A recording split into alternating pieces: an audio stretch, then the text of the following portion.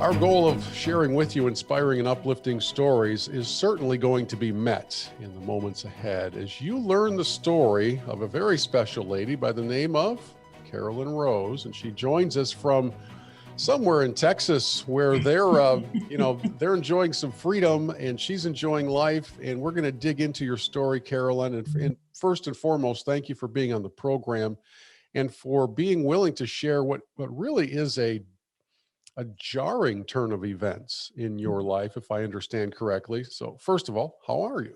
Oh, thank you for having me. I'm good. I'm good. Like you said, I'm in Texas and, it's been a little more free down here the past year, but we've done well. It's been, tough year for everyone, but we've felt very fortunate. In sharing your story, I want to save the big moment for a few minutes here down the road. And first, kind of tell us the story of Carolyn Rose growing up and what kind of a kid you were and what kind of trouble you got in and what caught your fancy and what was life like for the younger version of Carolyn? That's a great question.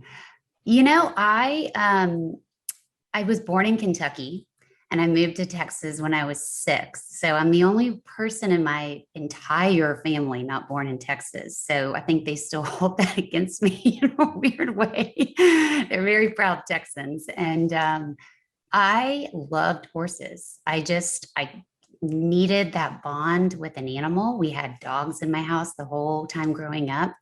But I think I was a kid who was more introverted than I realized. You're at school and all these people, but I knew at the end of the day, I just was drawn to animals, which turned into my horse, and we got very, very, very serious on the hunter jumper circuit. Um, we traveled all over the country. Went for months at a time to Virginia, Florida, showed in Madison Square Gardens. I mean, it was really an all-in thing, Yeah, you're which not probably messing was a around. When you're traveling with a horse, you're not messing around. You can't put that in the no, we were overhead bin. not messing around. And we were kind of the underdog, which was pretty cool. This was a horse that, you know, um, had a lot of potential, but maybe wasn't exactly bred for the big time. And we kind of surprised people as we rose up the ranks and it was just he was my heart, he was my hobby, he was my therapy, he was really everything. um, and then when I went to high school, I'd kind of, being older, I'd kind of seen some of the other side of the horse show circuit, and I'd seen some of the behind the scenes stuff that um, I wasn't privy to when I was younger, and it kind of was a little jarring. And you're getting older, and I wanted to switch schools and go to the public school because I'd missed so much school that we'd had to go private homeschooling. And I remember I just went to my parents one day and said, I think I'm done. And they said, okay. And that was that. And I never looked back. And then I kind of got into some other sports and, just had fun. And really for the first time in my life, made friends and just was normal. Well, you've obviously got built into you a bit of a competitive streak, which will serve you well after the Mhm. major turning point in your life. But if I understand right, you took up running in a pretty serious manner as well, which I would do, by the way, if it weren't for all the running. Yes. That's interesting. I've never thought of it that way, but I think you're correct. I think I'm very competitive with myself. I think I'm uncompetitive with others to a fault. It's almost that I'm scared to get in the ring and compete. It's if it's something with me, it's my goal or my challenge that I never really let go. And I think you're right. When I stopped riding, I never ran before. Who wants to run? It's just not Not me, fun. not me, definitely But not me. I don't know why. Um I think I don't even remember how I got into it, but I started running, and then the more you run, the more you start to feel good, and in these endorphins kick in, and it becomes addicting very quickly, Well, literally addicting. it would have to be if you ran Mhm. marathons in San Diego, Austin, Nashville, Dallas, New York, and Boston, a triathlon in LA. I mean, this isn't something you just do on a whim. That's right. And that's was very much my personality. College, post college, I did the Nashville Marathon in college for fun, kind of. And I think I had to walk a little bit and I finished and I said, I can do better. And then it just went, it was like I needed to do the next marathon. I did it faster, the next marathon faster. And it just kind of kept going like that. And Yeah. that was my life. It was, I went to New York and worked for a little bit, but then I really needed to be more serious. And I went back to med school and I wanted to be a surgeon and I was running and in this in very intense school environment. And then I started doing triathlons. And then my brother came to me and said, hey, do you want to climb Mount Kilimanjaro in Africa? And I said, sure, why not? So that was then the goal. And I started training. I knew I had endurance, but I didn't have strength. I didn't know how I was going to get up a mountain with this, heavy backpack on.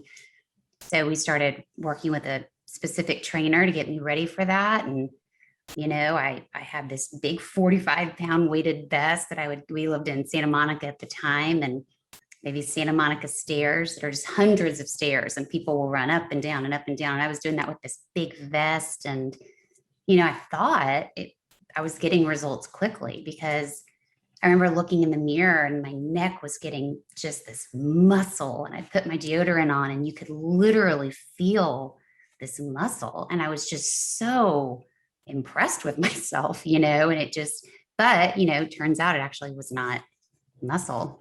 Well, and I was just going to get to that because in the story of your life, there's a key sentence. And it says, then my world was turned upside down. I was only 27 years old. Now, you've just laid a foundation for this understanding of almost invincibility, right? You're ready to tackle whatever challenge comes your way. You want me to climb a mountain? I'll climb a mountain. You want to do a triathlon? I'll do a triathlon. I'll run with a backpack. I'll do all of these things. And then at some moment, the red light kicks on and everything comes to a halt. So take us to that moment. And I think what you said is important. It's important to point out because I was in this feeling of being invincible. And I was in this feeling of, wanting a goal and wanting to achieve it and wanting to keep going. And, I was in the very, very best shape of my life. I had come back to my hometown of San Antonio for Thanksgiving and I think my brother and I were going to get to Africa over Christmas. So it was about a month out. And it was time for the vaccinations, the blood work, everything you do before going to Africa. My dad is a physician, so he had set up some blood work and the vaccinations were going to happen a couple hours after in the afternoon. And I'd gone in for the blood work and I had left and my dad called and said, hey, there was this mistake. You got to come back and redo it. So I kind of turned around, went back, redid it. And he called me again and he said, something's wrong.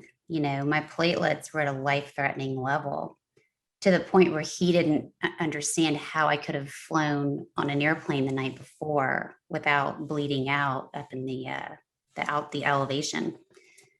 So he called one of his friends who's a hematologist and he said, I canceled your vaccinations. You need to meet me at Dr. So-and-so's office. And I just remember being so annoyed. I had a schedule, I had a plan, I needed these vaccinations, and I went into this doctor's office, this hematologist, and, he does blood cancer. He has this trained eye. And I'll never forget, he looked at me. And the first thing he asked, he said, how long have those lumps been in your neck? And I thought he was complimenting the muscle that I had built, but it wasn't muscle. These were swollen lymph nodes, and under my arms were huge swollen lymph nodes. And that's what I was feeling. But it coincided the timing so perfectly with the training.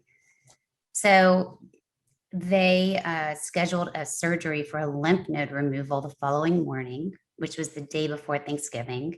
The results came back that afternoon. That sure enough, it was a non-Hodgkin's lymphoma. And I think there are about 42 subtypes of non-Hodgkin's. And they didn't know to the extent, I think looking back, they probably had a pretty good idea that this wasn't stage one, but you know, you need a lot more testing to really confirm that. So we got through Thanksgiving. That next Monday, I was at MD Anderson Cancer Center in Houston, met my doctor, and just started, you know, a week of all the testing, CT scans, PET scans, bone marrow biopsies, you name it.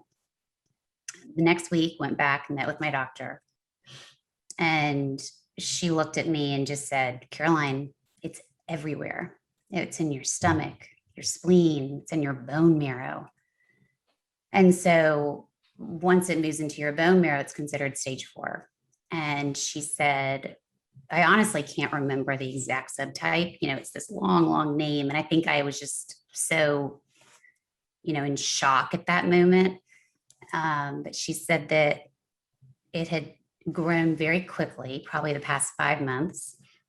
And it was highly aggressive, but it was also incurable.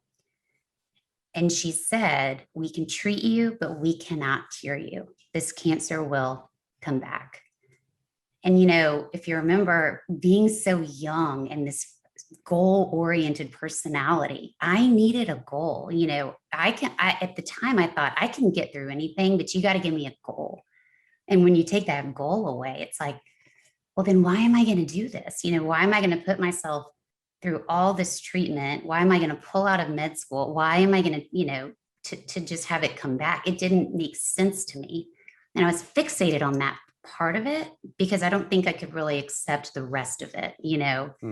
And she said that they wanted to start chemo the following day, that there was no time to wait, no time to talk about, you know, possible fertility in the future. It was just, it was urgent. It was as serious could be. And I remember going home that night. My aunt and uncle lived in Houston. We were staying with them. And I just remember everything kind of sank in, and this feeling of, but I can't cure this, you know, what do I just didn't know what to do with that.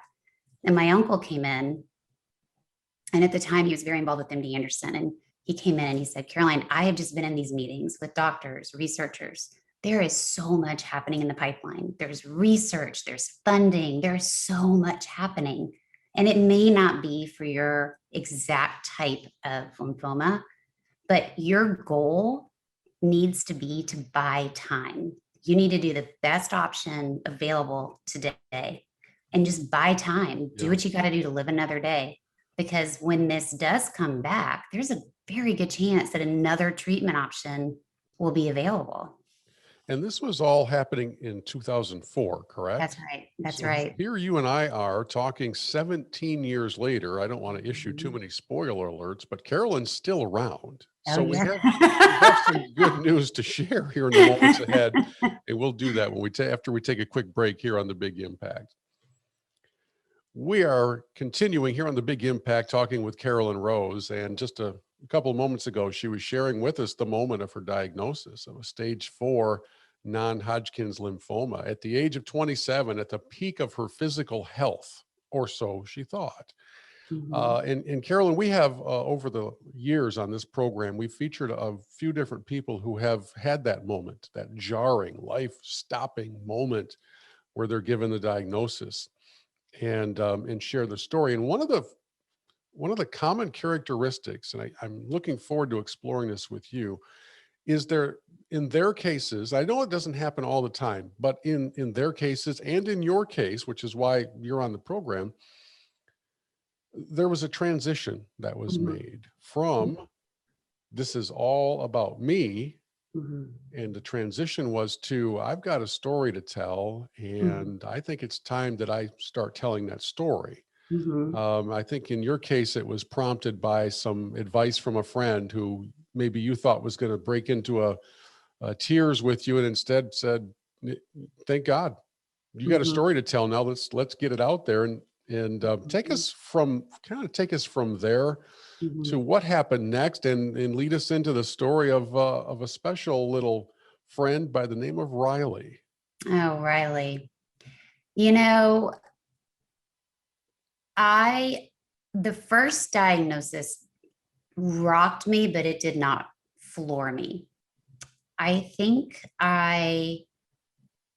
once I had the goal of buying time, I kind of settled in. I had 8 rounds of pretty intense chemo, and it was very tough, but I did it, you know. And then my husband proposed halfway through. We got married a couple months after I'd finished treatment. And then we moved into our first rental home in Santa Monica. He was working, and I was in this weird phase of life of living in wait. You know, I couldn't go back to school, couldn't get a job. And I was literally waiting for this cancer to come back. And I was still had all this pent up goal oriented type A personality that I'm trying to do something with, but I didn't really have anything to do. And we were very clear when we moved into our little rental cottage that our landlord did not allow dogs. He was from New Jersey. I was scared to death of him. He's, I mean, the greatest guy. We're still in touch today. But at the time, I was not going to mess around with landlord Jerry. He'd been attacked by a dog when he was younger. Could not have been bolder and more clear on the lease. But one day I was sitting home, and I'll never know why, but I just Googled, well, I think I do. I think part of me was just yearning for that animal connection again. But I Googled Rescue Dogs LA, scrolled through, saw this picture of this dog who'd been beaten, abused, was being put down that day, just this emaciated Great Dane lab mix. And I just saw his eyes. And I'll never forget that, because I think I saw myself in this dog. And I picked up the phone, I called my husband, and I just said, I'm going to get this dog. And he said, I hope it's a small dog, because how are we going to hide this from Jerry? I'll figure that out. And that was Riley. And he came home, and he needed reconstructive surgery, but he'd been kept in this tiny cage, and he was 111 at his weakest, and 140 was his happy weight. And he didn't trust anyone. He did not trust me, did not trust my husband, stayed in a literal corner for 2 weeks. And then one night I was cooking steaks, and he kind of tiptoed in the kitchen, and I gave him a bite of my husband's steak. And I was the first time I kind of saw him look towards me and looked a little relaxed. So I think I reached over and gave him the whole steak. And that was it. That was the start of it. And we started this journey together of he was my project. He was my goal. He was the way I filled my time, my life. And in return, it started off me giving him the comfort and the support and the therapy and all of it. And he never needed surgery. I rehabbed him through swimming and hiking and everything that he's kind of slowly built up to. And then my cancer came back for the second time. I did a bone marrow transplant. My brother was my donor, and that was very difficult. We did about 5-6 months in Houston, about a month and a half inpatient. And then, I remember Riley, that was about the time that Riley switched roles, and I didn't even realize it, that he really started to become my healer. And he began to take care of me. And there were many times I was aware of that, but it wasn't until the third diagnosis. I had had 2 children by that point. My daughter was 2, my son was 5 weeks. That diagnosis was a shock, because we really thought I was cured. We really thought the bone marrow transplant was the cure. And I was living my life and operating under that assumption. So to have the shock, but also to be a mom, I'd never been a mom through the other 2. So all these other layers are adding to it. And by the way, just a kind of a strange question. What does your brother's future Christmas gift look like after he's your bone marrow donor? I mean, that's pretty hard to match up with a tie and a pair of socks. That's a good one, because there's, I think the best gift, I'll say this, the only gift he wants, the only thing he wants is just the love of me and the kids. He loves my kids so much, and they know Uncle Chad saved their mom, really saved them twice. They love my brother There are no words to describe it. They light up when they see him, and they can't get enough of him. They worship him. I should also point out that for those of you who are watching our conversation, because you can go to bigimpactradio.com, by the way, and you'll be able to see the conversation that Carolyn and I are having. There's a picture of Caroline and Rose and Riley, I should say, right over her shoulder. Yes. And so I was just going to say there's a picture of her and her brother, but no, the dog gets the photo on Riley the wall. gets it. Right. Oh, and my brother would say it would be wrong if Riley were not. Right. You know, I think that's the thing with Rye. You know, he added so much joy to so many lives and just touched so many people. Yeah. And my brother was tops of the list, you know, and just he will always love Riley for that. The number of moments of encouragement that you've encountered in your journey, in your battle. I know that they're part of a book that you've written that we'll talk about here in a bit, because you don't profess to be an author, but you poured your heart out in the pages of Dear Riley Rose. But one of the things that intrigues me, and it does every time I get the privilege of interviewing someone who has fought this battle and is still in it, still fighting it, it always intrigues me to learn about the impact of other people coming in at the right time. I believe that the Lord does these things on purpose, that there is not an accident. It's not a coincidence. You didn't just stumble into something. I think that these intervention moments, whether it's through Riley or whether it's through a friend, are divinely appointed at a time when you most need them. I agree. Not everybody agrees with that, but it's just my interpretation of it. Whether it's a nurse, squeezing your hand, or a number of examples. When you look back at those key moments, what faces, what names, what images, along with Riley, kind of flood your mind? I'd say that you just alluded to the nurse. There was a Nurse Jan, who I would say, the third diagnosis was where I really was brought to my knees. I had to surrender. I was broken. I was what people describe as that rock bottom low moment. I hadn't honestly had one to that point, and I had it, and I was done. I was truly done. I couldn't fight anymore. I couldn't do it.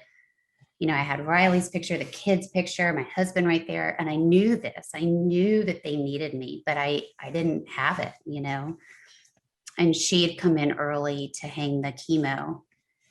And I just told her no. And, she was so memorable to me because she treated me with such respect. She needed me to say, okay.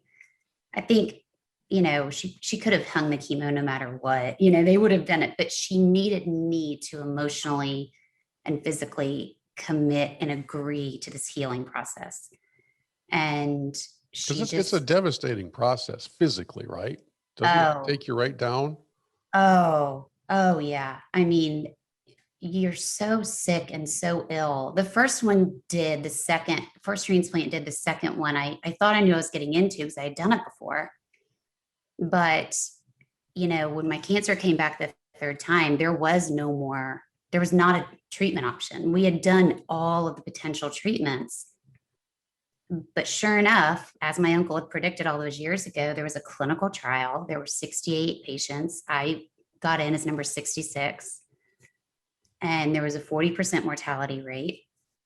And we knew the risk, but we didn't really have any other options. And we also knew this was going to be so much harder than the other one. And it absolutely was. Now, the good news is, out of 68, the majority of us are doing really, really well. But the chemo ate holes through my esophagus where, I just had blood coming through, was throwing up blood. I couldn't eat, I couldn't drink, I couldn't walk. I couldn't do anything. And,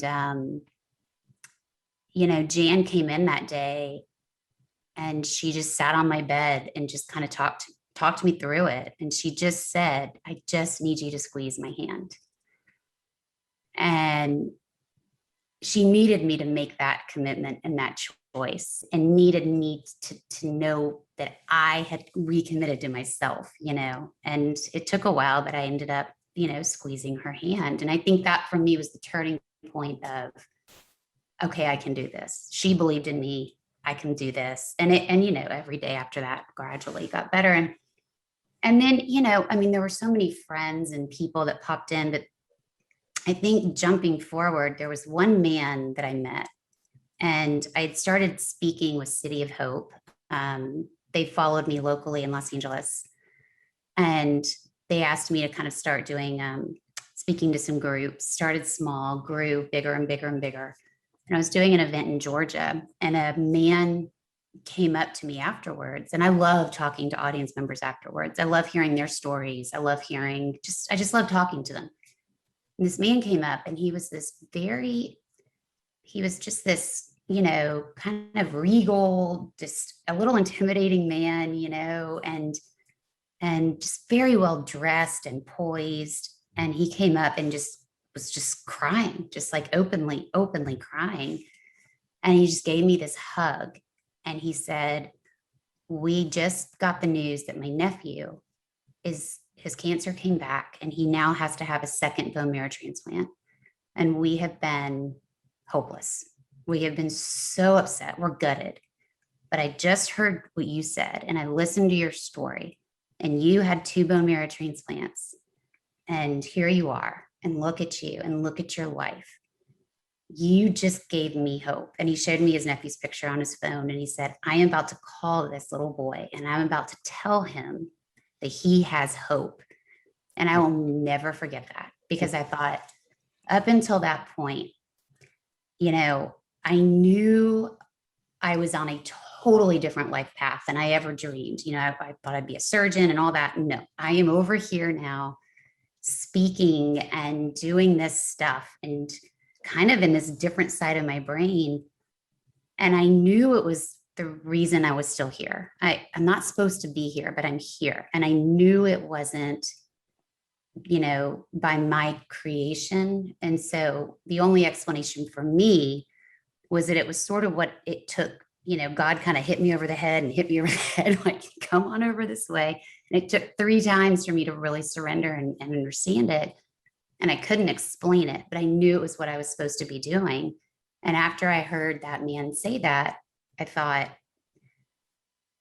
now I get it. Now I know why. And it kind of freed me up to really just sort of, sink into it and sink into the purpose and do more of that. Because I thought, if I can help him and his nephew and his family, what else could I do? Yeah. We have a few moments left with Carolyn Rose, and her story is fantastic, especially as it turns into helping other people. And Carolyn, just so you know, I'm sure that in our audience, whether it's podcast or radio or watching the video, there are some dog lovers out there, right? So we've kind of left them hanging to this point. The book is called Dear Riley Rose, which is a letter that you wrote to Riley Rose. Since we didn't really tie the ribbon on that part of the story, what happened to Riley? So Riley passed 4.5 years ago. He was 12, which is a great life for a dog, Great Dane size. It was one of the hardest days of my life, no doubt. Can't imagine. I can't imagine. I tear up every time I talk about it. And the kids are always like, "Oh, here she goes again."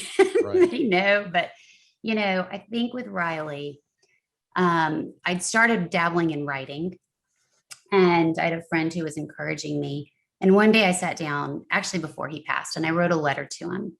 I remember I'd just gotten back from the hospital. I'm back fairly often for infections and side effects and things I still manage. And I came home, and I remember the kids were going to be home from school in a few hours, and my husband, and, I'm aware of how much I've put my family through. And so I try to be strong. I try to be happy and mom and smile and all that. But, I needed to just be and not have to be strong. And Riley was always that place for me. I remember getting in bed, and I just wrote a letter to him and just, thanked him, expressed, how much it meant, sent it to my friend. And she said, "That's it. You got to go." So I kind of did, and it became a book, and it became Dear Riley Rose. And it's sort of a big love letter to him because I never wanted to write a cancer book. I think everyone's journey is so different and so unique. And I don't think people need to know the details of my story, but I think what I've realized is in life, we all have something. We all struggle. Life is messy and ugly and beautiful and wonderful, but it's all those things. And maybe it's financial issues or depression or divorce or a health issue, whatever it is, right? And if we're able to sort of be really honest about it and talk about it, that's where I have found and what I've learned, that's where that real connection and that healing happens. So I wanted to do something that was relatable enough to maybe where, you haven't had cancer or really hopefully haven't had to deal with it personally, but maybe you've had other stuff. And so that's what Riley did for me. And it's what he did for so many other people. I And would I ha- kind of, I'm sorry, sorry. go ahead. I'm sorry to interrupt you. I don't normally do that. No, please. I'm kind of thinking about the reaction that you must get when either in person as a speaker or as an author, when people read, uh, there must be some incredible outpourings of responses from audience members or readers because this connection through, even though it's, in this case, it's to the dog, to Mhm. Riley, Mhm. you're still writing to their heart as well. What are you hearing back from people who encounter your story in the book? It's been pretty humbling, I have to say. They've been really, really, really grateful that I've written it, which always surprises me because I never thought of myself as having an ability to inspire or help or heal. And so again, I know it's not from me, it comes from Riley, but the response has been everyone has taken something from it. Everyone has been touched or has been able to relate in some way. And I think it helps them feel less alone in whatever struggle they're going through.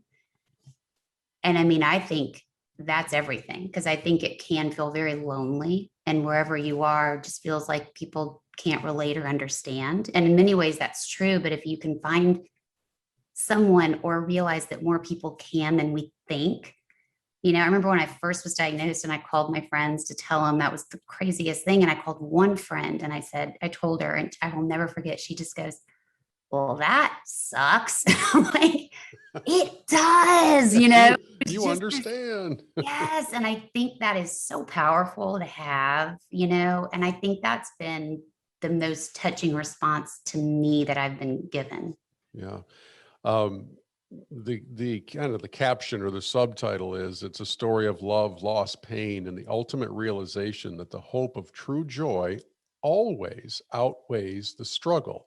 Mhm. In our closing couple of moments, that's what I really want to leave our audience with, that whatever your struggle is, and the truth is everybody has something. It's not always terminal cancer. It's not always something that can physically be diagnosed, but everybody has something. Mhm.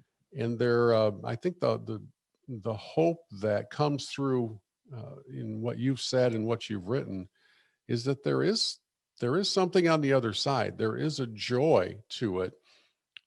When do you think it was that you understood that part of this otherwise Mhm. agonizing journey? I think it was when I started writing this book because I think it took me and that much time to come through it. I needed time to sort of distance myself from it to be able to go back and dig in and process it and really see where I was, where I am now, and how I got here. What was it that kept me going, and the people and the faith and the animals, and to realize that it's more than worth it. It's everything. And the hope, I always say hope may not look like we wanted it to. It doesn't mean it's a guaranteed happy ending, desired outcome, but it's that hope and it's how you find it. And that's what you have to hold on to. Yeah, I have one of my best friends wrote a song years ago in honor and as a message to his handicapped daughter, and Mm. it's called "Joy in the Journey." I'll have to get that song to you. It's Oh, I very love powerful, especially that. when he sings it with her sitting on his lap still. And it's a reminder. And I want to make sure that we drive home this message and our goal of inspiring and encouraging. Mhm. When things can look their darkest is really when you have the potential to experience the truest of joys. I know that sounds really strange and contradictory, but you It's true. mentioned it earlier, Carolyn, that you were at your rock bottom Yeah. after the third diagnosis, and here we go again. And do I even want to do this? Mhm. And from both perspectives, from the perspective of you as the patient and as the one who came along to encourage you, Mhm. there are roles that we all can play, right? Mhm. Whether Right. you're the one on the hospital bed or you're the one coming alongside to say Mhm. the right words, we Mhm. have this incredible opportunity to help people through some of their most difficult times. So I want to encourage everybody to look into and to pick up a copy of Dear Riley Rose. We'll put a link to it in the podcast notes. You'll see it on our website as well at bigimpactradio.com. And we wish you nothing but the best as you continue along. I'm glad you're healthy. I'm sure the kids are glad you're healthy. And Yeah. are there any more marathons in the future? No, I think I'm done. I've got a good 2-mile route. I walk a little bit of it. Yeah. You know? Well, in honor of you, and I'm just going to also swear off running any more marathons. Well, thank you. It's the least I can do. I'm Carolyn, glad I thank could you so help. much. Thank you.